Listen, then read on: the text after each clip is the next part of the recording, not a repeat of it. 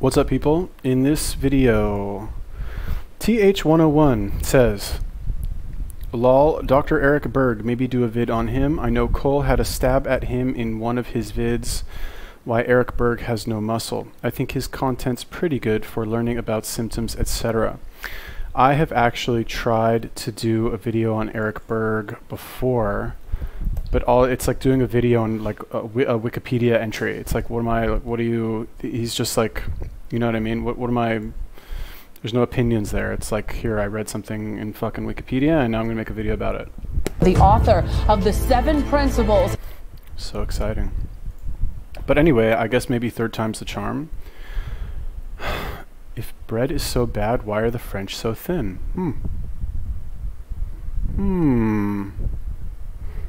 I'm kind of curious. I mean, I know why the French are so thin, because they don't eat like fucking pigs.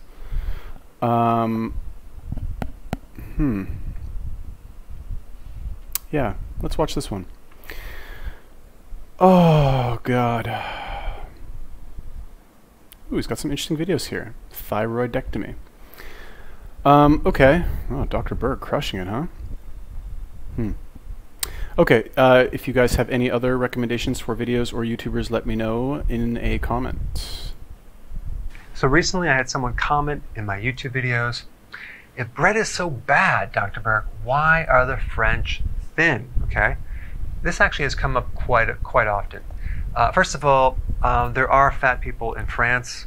Not all of them are thin, but I will say there's a big difference between the European countries and America, okay, especially France and even Italy. Now the French consume a lot more fat. They eat 4 times. All right.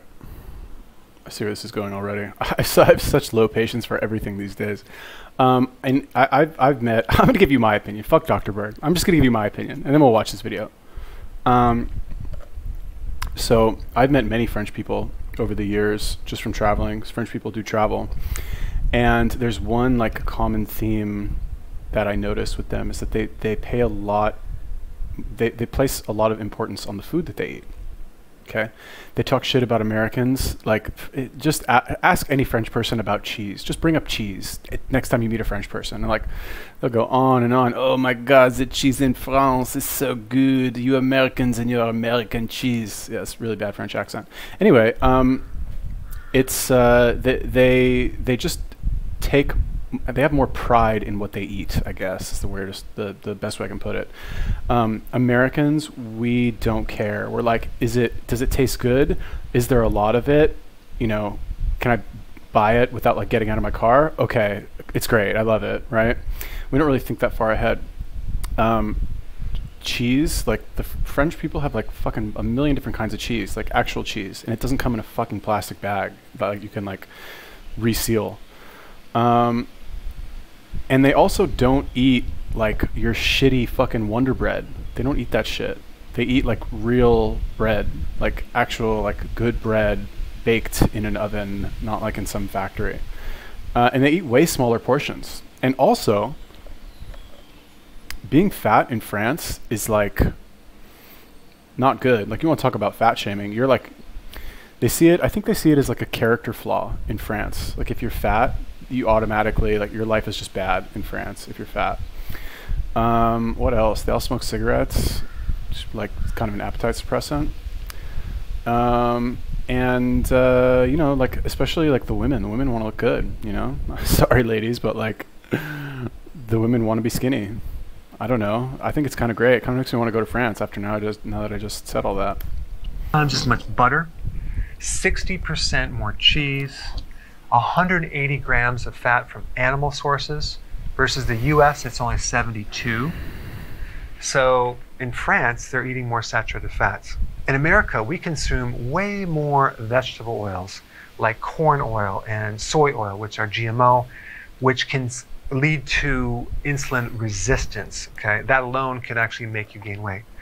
They have 3 times as much pork. They have less high fructose corn syrup. I'll get to this in a second.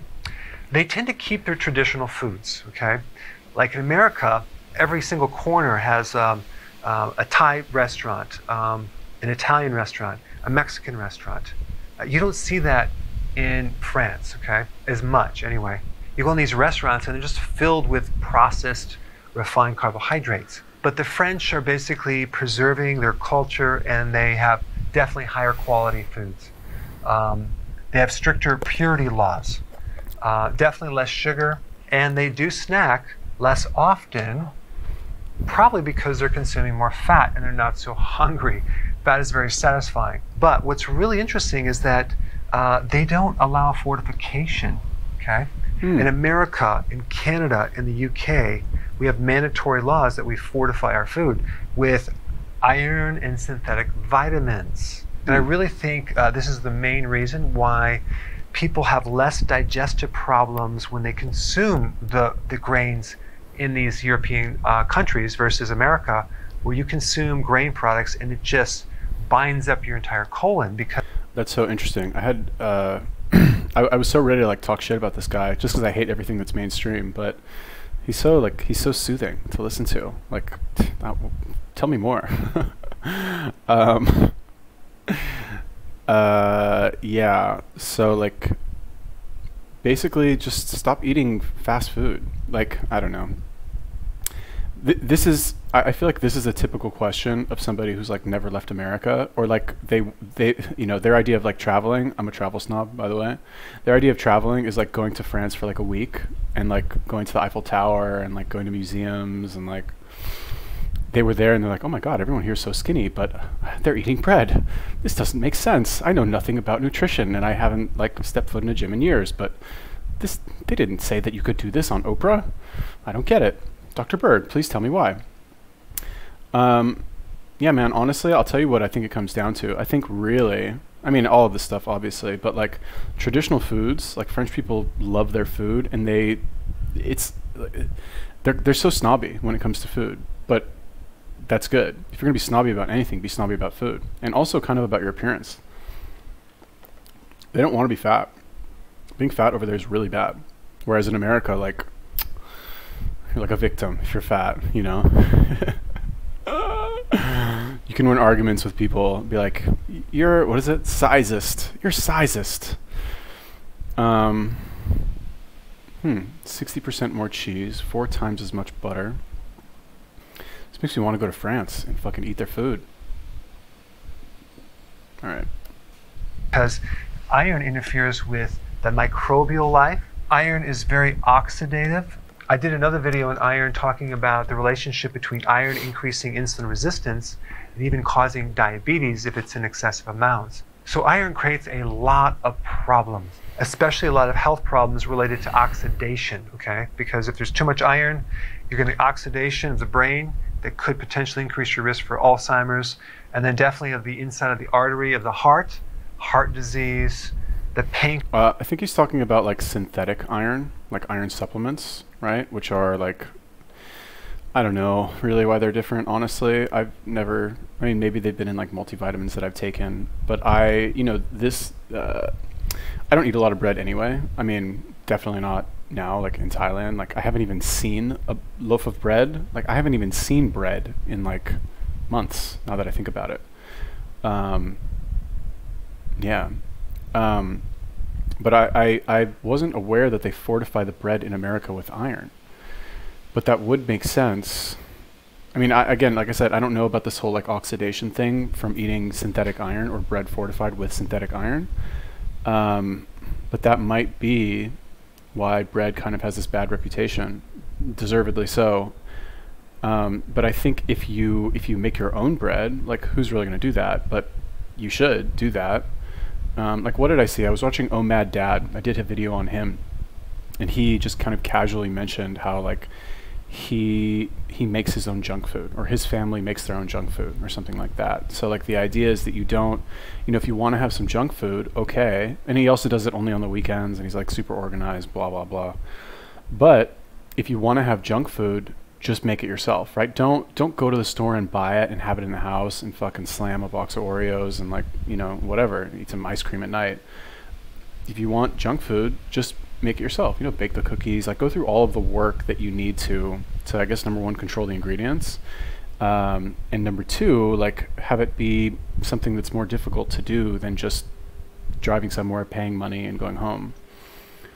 Pancreas diabetes. So the fact that they're not fortifying takes a huge problem away from this equation. If you look at the studies on these synthetic antioxidants, they don't come out that good. Now, why is that? It's because they're synthetic, they're man-made. It's a lot different than the antioxidants from actual food or food concentrates. In fact, I found something very interesting, and I'll put the link down below, that shows that consuming synthetic vitamins and synthetic vitamins that are fortifying our food actually increase oxidation, but they're acting as oxidants. Anything that increases oxidation can increase inflammation and increase your risk of getting insulin resistance. So in summary, yes, it's true that they consume more bread. Interesting.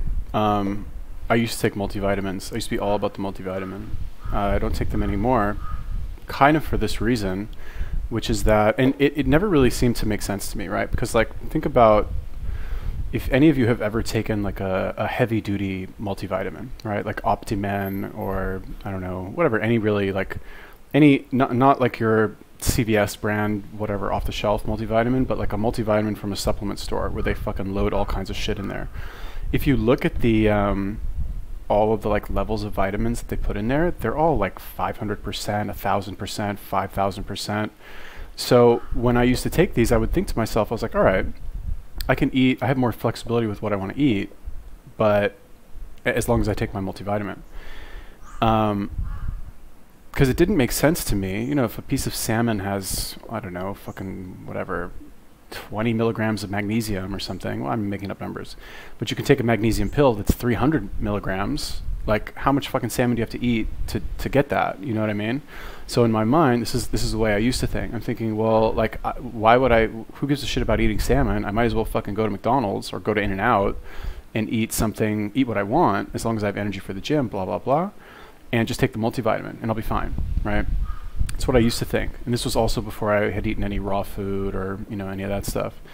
But I think the bioavailability of, you know, vitamins and minerals and stuff like that in food is, I don't, honestly, I don't really know what it is. If it's that the bioavailability is greater, or like he said, you're not, you know, no oxidation is happening, or if there's some other variable that like humans just haven't identified yet that makes eating the actual food better than not eating it and taking a multivitamin. But it's definitely true. So I honestly, I was prepared to like hate this guy, but what a soothing voice, number one, and this is kind of interesting. But they don't enrich it. It's higher quality. They don't snack as much. They consume more fat. They consume less vegetable oils, less GMO foods, and the quality food is much, much better. And these are the main reasons why you don't have as much obesity if you want to compare to the US. Thanks for watching. Dr. Berg. Oh, subscribe. Yeah, I mean, you know, if you wanted to sum this up, just be like, they don't eat fucking fast food. That's really it. Because, I mean, why do people get fat, right? They get fat for one reason and one reason only. They eat too much processed food. That's what it comes down to. If you only eat natural foods, you will not be fat, okay? I don't think. Yeah, I don't think so. Or if you are, like, what do you just like lie in bed all day and like the only time you're active is like when you get up to eat your vegetables or something? I don't think so.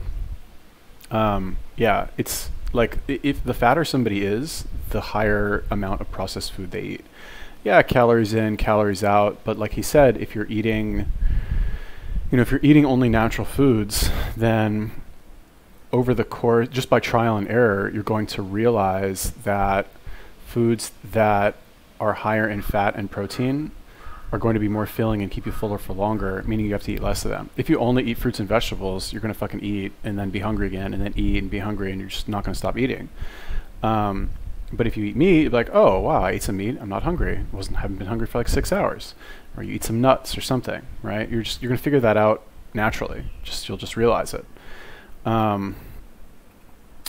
Yeah. So anyway, Dr. Berg coming through with the good information.